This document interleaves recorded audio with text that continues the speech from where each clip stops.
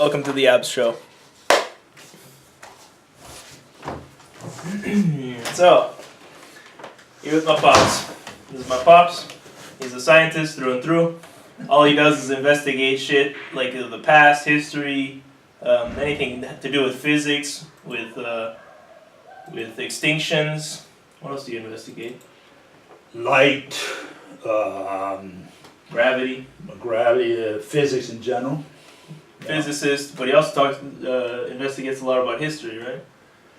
Yeah, history I'm interested in. Politics no longer. Got out of that one. But you've been investigating a lot about the Neanderthals lately, and Yeah. why did you start investigating the extinction of Neanderthals? That just a question popped into your head, or? No, I started investigating extinction, and I started in general. Okay. Dinosaurs, Neanderthals, all subjects which are quite interesting for the majority of people. People want to know how the dinosaurs became extinct, how the Neanderthals became extinct, how the woolly mammoth became extinct. And you're not satisfied with the theories that are popular. Yeah, and it all relates to physics in the end. You know, it all comes back to physics because relativists say that we're going to live forever. Essentially, that's what they say. We're going to get out of the planet. We're going to go to another star system. We're going to colonize the universe.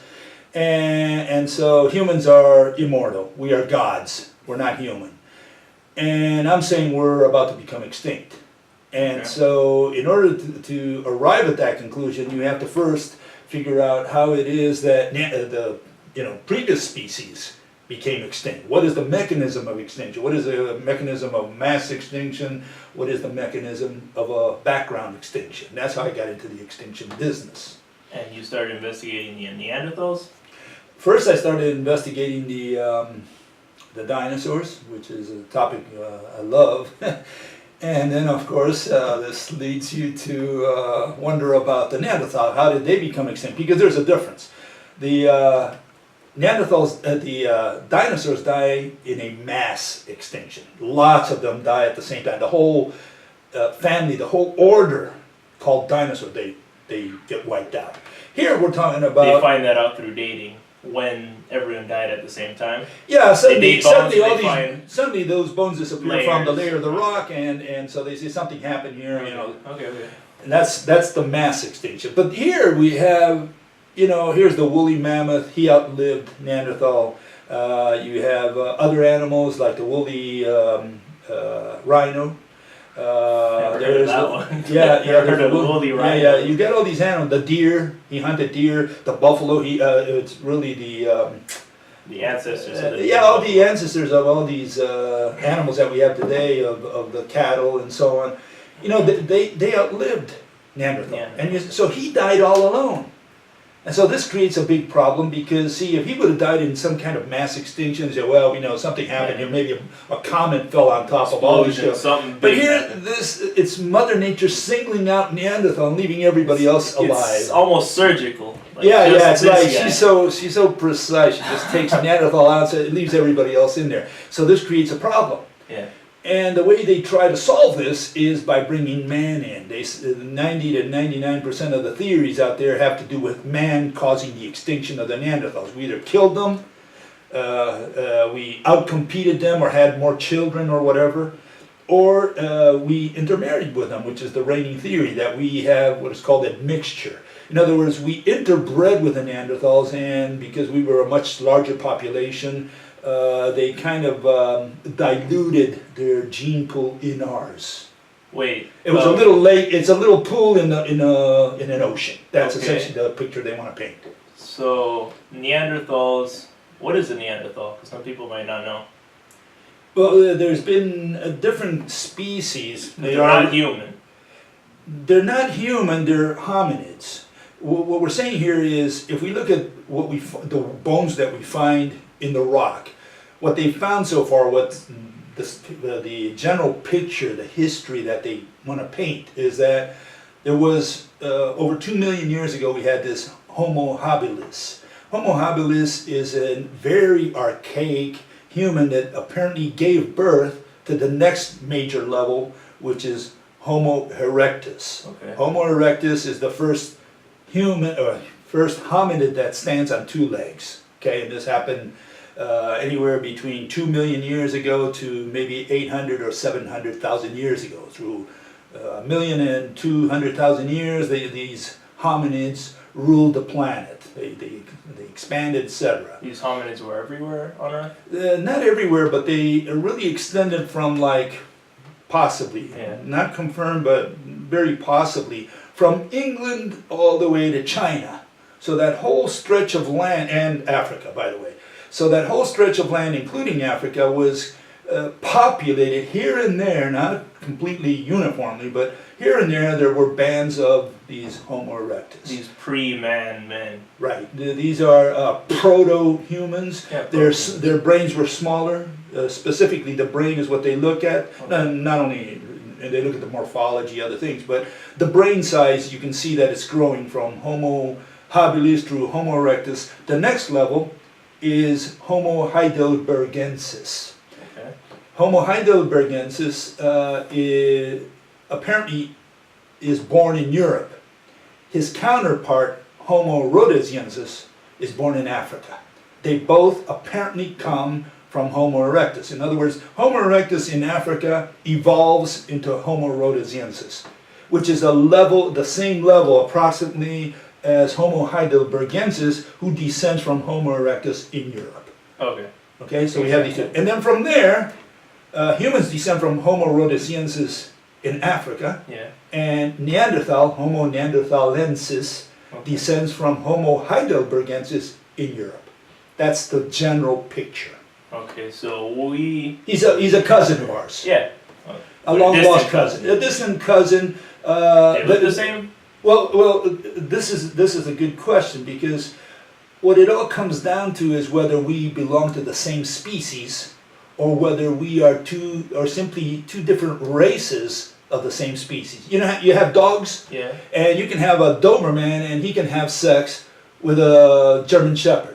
They're differently morphologically. You can tell the difference between a poodle and a bloodhound. But they can have offspring. But they can have offspring because they're different races of the same species. And the question is, did Neanderthals belong to the same species as humans, or were we the same species, two different races, or were we two different species? Could we have viable offspring with them? Because if we could have viable offspring, then it's basically opening the doors to this admixture theory that you mentioned earlier, where it's not that the Neanderthals died off, or they were surgically removed, or whatever. It's that they just bred with us, and that's why they're no longer to be found. Yeah, in other words, the mixture theory, the interbreeding theory, essentially holds that they never disappeared. Which is the most popular theory. Yeah, right now, because the geneticists got into the business, and they supposedly proved that we intermarried them, we interbred with them, and we are the Neanderthals. We have Neanderthal blood in us. That's the theory, that they never disappeared, they became us. That's the problem. That's the theory, and that's the problem. Yeah. Okay? So where do you start with this? What was the part that first showed you that something was wrong with this theory? What caught your eye about the theory? I didn't like the theory to begin with. The first problem I've got is that, again, are we the same species, or are we just two different races of the same species? That's essentially what's in the back of my mind. I have trouble with interbreeding in the wild because we don't see that at all, really. We don't see it at all. And again, we have to determine what we mean by species and what we mean by race.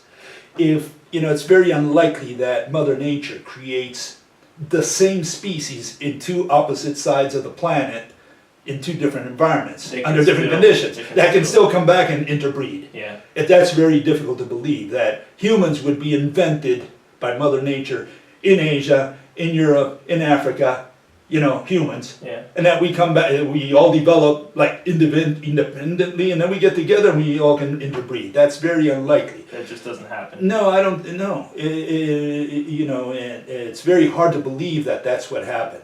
More than likely, humans were born somewhere, and I think they were born in Africa. They came out, and then they became all these different races. And given enough time, they would have become species. In other words, if we isolate the Chinese from the Africans from the Americans for 1,000,000 years or whatever, 100,000s of years, then yes, when you put them back together, they can't breed because too much time has passed and they've been subjected to different environmental pressures. Okay. And that's, I think, what happened with the Neanderthals. They were separated by maybe around 500,000 years. We're rounding these numbers because they don't really know. They've got all these ranges for when the Neanderthals appeared on the face of the earth. But let's use that number, 500,000 years. That's a long time.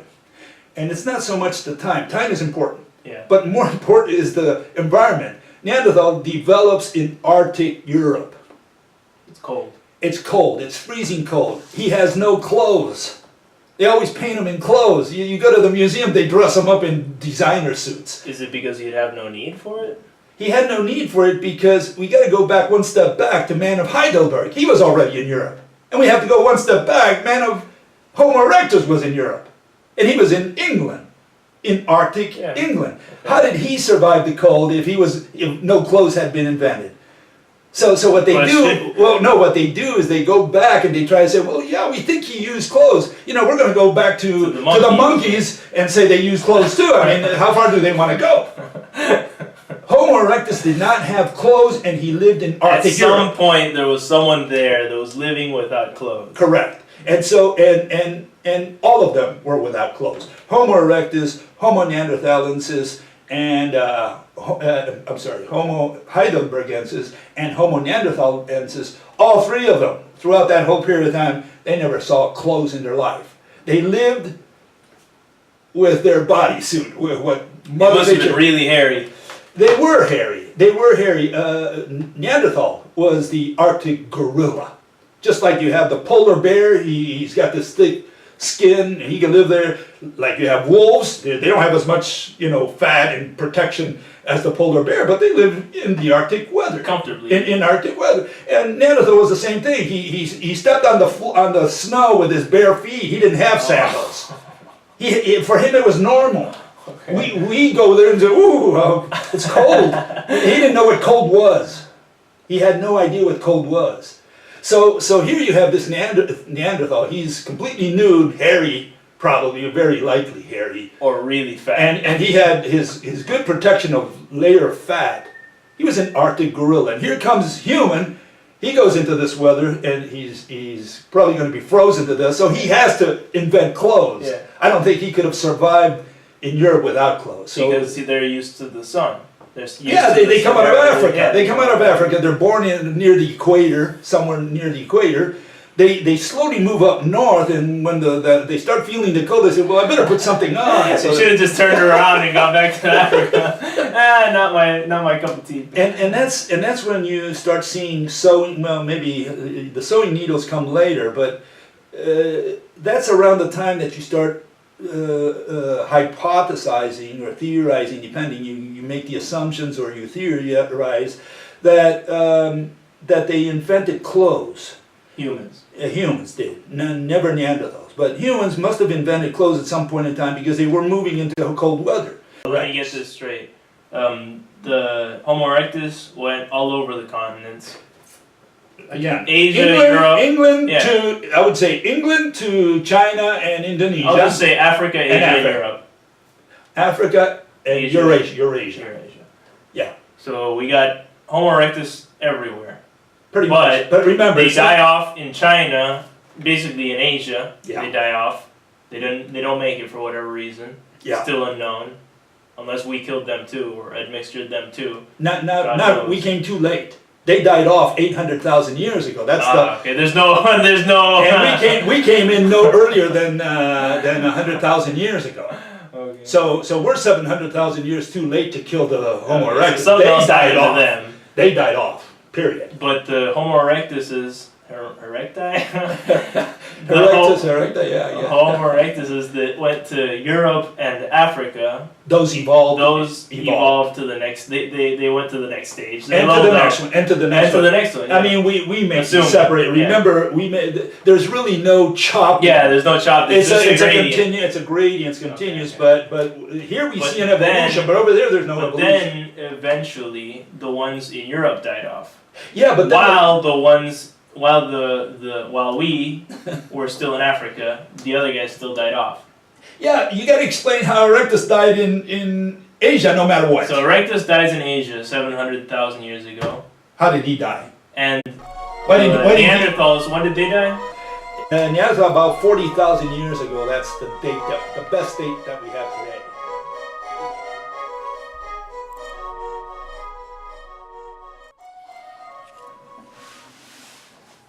Ooga. So what should we do with admixture, paleontologists? Well, let me tell you what I think. Cowabunga!